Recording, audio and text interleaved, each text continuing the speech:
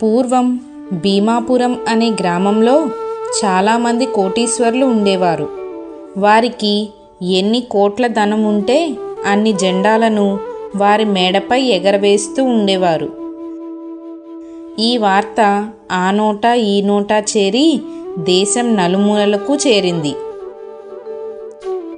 ఆ ఊరిలోకి కొన్ని సంవత్సరాల తరువాత ఒక సాధువు వస్తాడు. భీమాపురంలో తనకు ఎదురైన వ్యక్తితో సాధువు ఇలా అంటాడు. ఏమిటయ్యా, మీ గ్రామంలో చాలా మంది గృహాలపైన జెండాలు ఎగురుతున్నాయి. దేనికైనా విజయ సంకేతంగా ఎగరవేస్తున్నారా? లేదు స్వామి, ఎవరి దగ్గర ఎన్ని కోట్ల ధనం ఉంటే అన్ని జెండాలను వారి మేడలపై ఎగరేస్తూ ఉంటారు. అది విన్న సాధువు ఆశ్చర్యపోతాడు. ఆ ఊరిలో ఎవరి మేడపైన అధికంగా జెండాలు ఎగరవేశారో వారి ఇంటికి సాధువు వెళ్తాడు. ఆ ఇంటి యజమాని కనకయ్య అరుగు మీదే కూర్చుని దూరంగా తన ఇంటి వైపు వస్తున్న సాధువుని చూస్తాడు. ఓహో, ఏదో వంక పెట్టి నా దగ్గర డబ్బులు కాజేయడానికి వస్తున్నాడు కాబోలు ఈ దొంగ సాధువు. ఈ ఇంటి యజమాని ఉన్నారా? మీరేనా ఈ ఇంటి యజమాని? ఈ ఇంటి యజమానిని నేను కాదు. ఈ ఇంటి యజమాని ఊరిలో లేరు స్వామి. అది విన్న సాధువుకి విషయం తెలిసిపోయింది. అయ్యో పాపం, మీ యజమానికి నేను గొప్ప ఉపకారం చేద్దామని వచ్చాను. ఆయన లేరని చెప్పావు కదా, ఇక నేను వెళ్తున్నా అని చెప్పి వెనుతిరిగాడు సాధువు. అమ్మో, ఏదో పెద్ద ఉపకారం అని చెప్తున్నాడు. ఏమై ఉంటాదో? ఈ సాధువు ఏదైనా అక్షయ పాత్ర లాంటిది ఇస్తాడేమో. ఇంతలో కనకయ్య పరుగు పరుగున సాధువు వెనక వెళ్ళి ఇలా అంటాడు. నన్ను క్షమించండి, నేనే ఆ ఇంటి యజమానిని. మీకు అసత్యం చెప్పాను, నన్ను క్షమించండి. మీరు మా ఇంటికి వచ్చి నా ఆతిథ్యం స్వీకరించి నన్ను అనుగ్రహించండి అని బ్రతిమలాడి సాధువును ఇంటి లోపలికి తీసుకుని వెళ్ళి ఆతిథ్యం ఇస్తాడు. లోపలికి తీసుకుని వెళ్ళాక ఆ సాధువు అతనికి ధర్మ సూక్ష్మాలు తెలియజేయడం ప్రారంభించాడు. ధర్మో రక్షితి రక్షితః అనే సూక్తి అందరికీ తెలిసినదే. మనం ధర్మాన్ని రక్షిస్తే ఆ ధర్మం మనల్ని రక్షిస్తుంది. ఆలస్యం అమృతం విషం అనే సూక్తితో పాటు నిదానమే ప్రధానం అనే మరో సూక్తి కూడా ఉంది.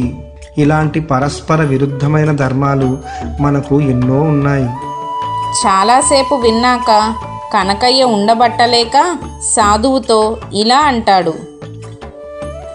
స్వామి, నా సమయం చాలా విలువైంది.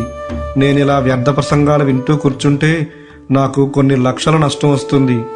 త్వరగా మీరు చేద్దామనుకున్న ఉపకారం ఏదో అనుగ్రహించండి అని సాధువుని తొందరపెట్టాడు. మీ ఆయుర్దాయం ఇంకా 6 సంవత్సరాలు మాత్రమే ఉంది. ఇదేనా స్వామి గొప్ప ఉపకారం? కనకయ్యకి సాధువు ఒక సూది ఇస్తాడు. ఇది చాలా మహిమ కలిగిన సూది. దీనిని నీ దగ్గర భద్రంగా దాచిపెట్టుకుని నీవు చనిపోయిన తర్వాత జాగ్రత్తగా నాకు చేర్చు. కనకయ్యకి కోపం తారాస్థాయికి చేరుకుంటుంది. మీకు ఏమైనా మతి చెలించిందా? నేను చనిపోయిన తర్వాత ఆ సూదిని నాతో పాటు ఎలా తీసుకుని పోగలనని అనుకుంటున్నారు? అది సాధ్యమయ్యే పనేనా? ఆ సాధువు ప్రశాంతంగా జవాబు ఇస్తాడు కనకయ్యకి. నీవు మరణించిన తరువాత ఈ చిన్న సూదినే పైకి తీసుకెళ్లలేని వాడివి ఈ లక్షలు కోట్లు తీసుకుని పోగలివా? ఆ వాక్యం కనకయ్యని ఆలోచింపజేసింది. అప్పుడు కనకయ్యకి జ్ఞానోదయం అయ్యింది. ఇప్పటి వరకు అజ్ఞానంలో పడి కొట్టుకుంటూ ఎంతో జీవితాన్ని వృధా చేశాను. ఇప్పటి నుండి దాన ధర్మాలు చేసి కొంత పుణ్యాన్నైనా సంపాదిస్తాను. ఇప్పటికైనా కళ్ళు తెరిచావు. ఈ జన్మను సార్థకం చేసుకో. నీకు సమయం కూడా లేదు. నేను ఈ గ్రామంలోనే మరికొద్ది రోజులు ఉండబోతున్నాను. మరొకసారి మనం కలుద్దాం అని చెప్పి సాధువు అక్కడి నుంచి వెళ్ళిపోయాడు. ఆ తర్వాత రోజు ఉదయాన్నే కనకయ్య ఊర్లో దండోరా వేయిస్తాడు.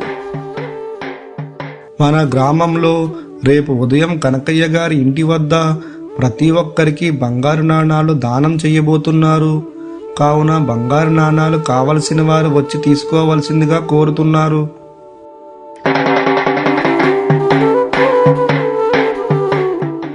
తరువాత రోజు చాలామంది బంగారు నాణాలు తీసుకోవడం కోసం కనకయ్య ఇంటికి చేరుకున్నారు. ఆ రోజు తన గుమాస్తాను ఇంటి ముందు కూర్చోబెట్టాడు. బంగారు నాణాలు తీసుకుని వెళ్తున్న వారు ఏమనుకుంటున్నారో ఒక పుస్తకంలో రాయమని చెప్పాడు.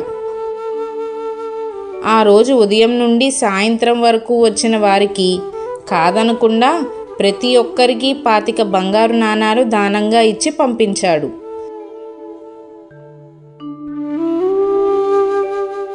సాయంకాలం తన గుమాస్తాను పిలిచి, మన దగ్గర బంగారు నాణాలు దానంగా తీసుకున్న ప్రజల అభిప్రాయాలు ఏమని రాశావో ఒక్కసారి చదువు.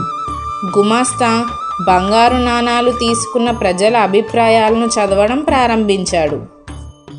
మొదటివాడు ఇలా రాశాడు, అయ్యగారు, ఇంకో 25 బంగారు నాణాలు ఇస్తే వీళ్ళ సొమ్మేం పోయింది, పీసినారి పీనుగా అన్నాడు అయ్యగారు.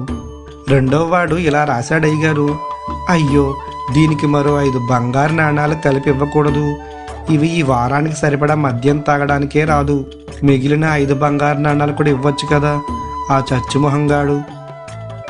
మూడవ వాడు ఇలా రాశాడు, అయ్యగారు, అయ్యో ఈ 25 బంగారు నాణాలకు ఇంకో 125 బంగారు నాణాలు కలిపి ఇవ్వవచ్చు కదా, నా కూతురికి భార్యకి మంచి హారం చేయించుకునేవాడిని, ఏదో గొప్పవాడిని అనిపించుకోవడం కోసం దానం చేస్తున్నట్టున్నాడు ఈ పీనాసోడు అని రాశాడు అయ్యగారు. ఇవన్నీ విన్న కనకయ్య చెవులు మూసుకున్నాడు. చాలు చాలు, ఇంక చదవకు. కనకయ్యకు దిక్కుతోచని పరిస్థితి ఏర్పడుతుంది. వెంటనే సాధువుని వెతుక్కుంటూ ఊర్లోకి వెళ్తాడు.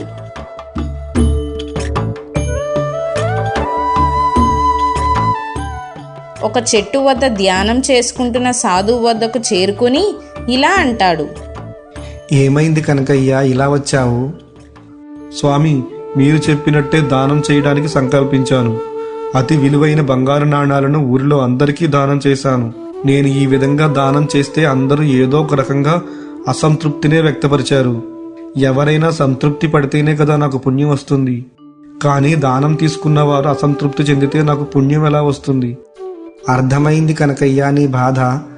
ఈసారి షడ్రసోపేతంగా భోజనాలు వండించి అందరికీ మంచి భోజనాలు పెట్టించు. వీలైతే నీ చేతితోనే వారికి వడ్డించు. సరే స్వామి. ఆ తర్వాత రోజు ఉదయాన్నే కనకయ్య మళ్ళీ ఊర్లో దండోరా వేయిస్తాడు. రేపు ఉదయం నుండి మన గ్రామ పరిసరాల్లో వారందరికీ కనకయ్య గారి ఇంటి వద్ద అన్నదానం జరుగుతుంది. కావున అందరూ వచ్చి అన్నదానాన్ని స్వీకరించాలని మనవి.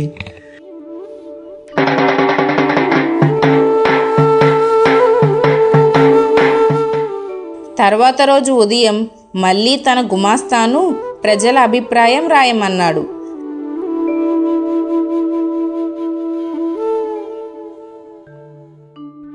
రకరకాల పిండి వంటలతో ఊరందరికీ కమ్మని భోజనం పెట్టించాడు కనకయ్య.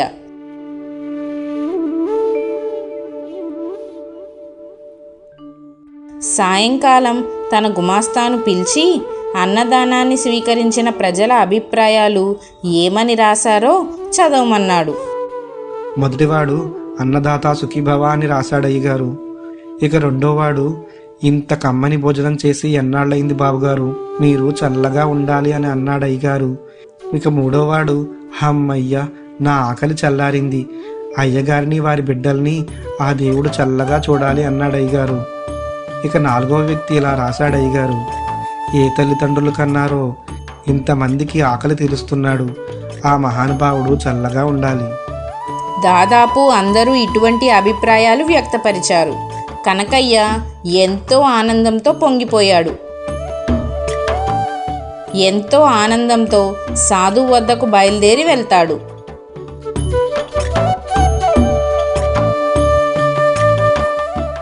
ఏమైంది కనకయ్య, నీ ముఖంలో తెలియని తేజస్సు కనిపిస్తుంది.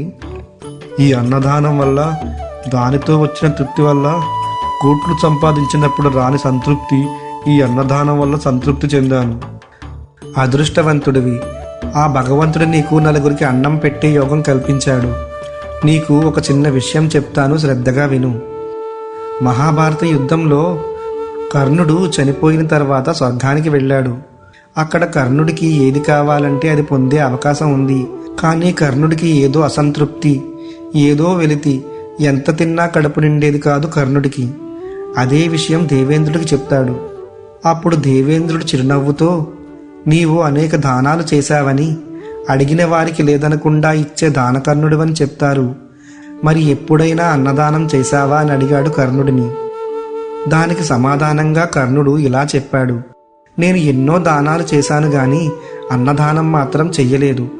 అప్పుడు కర్ణుణ్ణి, పోని అన్నం పెట్టే ఇళ్ళైనా చూపించావా అని అడిగాడు దేవేంద్రుడు. కర్ణుడు కొద్దిసేపు ఆలోచించి, అవును, ఒక పేద బ్రాహ్మణుడు నా వద్దకు వచ్చి అన్నం పెట్టించమని అడిగాడు. అప్పుడు నాకు అవకాశం రాలేదు. అక్కడ ఇంటికి వెళ్ళు, నీకు భోజనం పెడతారు అని ఒక ఇంటిని చూపించాను. అప్పుడు ఇంద్రుడు కర్ణుడితో ఇలా అన్నాడు, నీవు అన్నదానం చేసే ఇంటిని చూపించిన వేలిని నోట్లో పెట్టుకో అన్నాడు. కర్ణుడు సరే అని నోట్లో వేలు పెట్టుకొని ఒక్క గుటక వేశాడు. క్షణంలోనే అతని కడుపు నిండిపోయింది. అంతవరకు ఉన్న అసంతృప్తి మొత్తం మటుమాయమైంది. ఈ కథ ద్వారా అన్నదానం యొక్క మహిమ నీకు తెలిసిందని అనుకుంటున్నాను. అన్నదానం ఎక్కడ జరుగుతుందో చూపించిన చేతివేలికే అంతటి మోక్షం కలిగిందంటే అన్నదానం చేస్తే ఎంతటి మోక్షం కలుగుతుందో గ్రహించు కనకయ్యా. అన్నదాన మహిమ ఎంతటిదో నాకు తెలిసి వచ్చింది. ఇకపై ఉన్నంతలో నేను అన్నదానం చేస్తూనే ఉంటాను.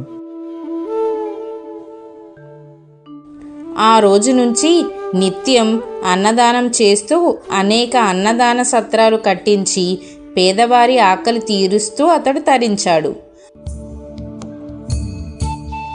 అతనిని చూసి మరింత మంది ధనికులు అతని బాటలో పయనించి అన్నదానాలు చేస్తూ ఉండేవారు.